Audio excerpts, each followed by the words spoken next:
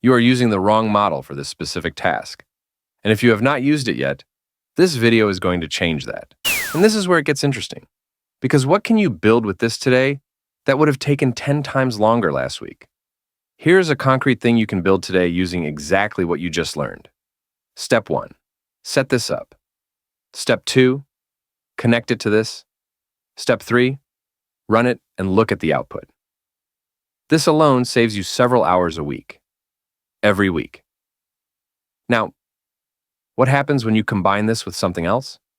Because this feature does not live in isolation. Stack it with this and the output quality jumps significantly. Viewers are aware AI is improving rapidly but can't keep up with every release, and often miss the most useful features buried in each update. Most coverage summarizes what changed. This video shows exactly how to use it, step by step, with a practical build at the end. Viewers can use the latest AI capabilities immediately after watching.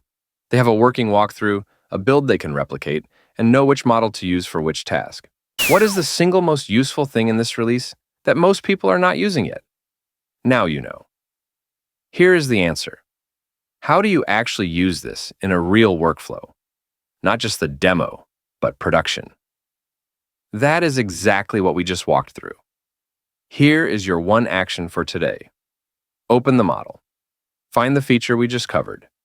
Run the prompt I gave you. That is it. 30 minutes.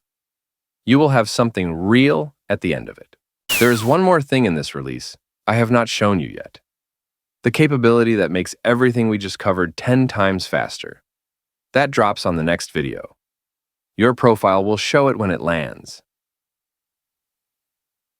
End of script.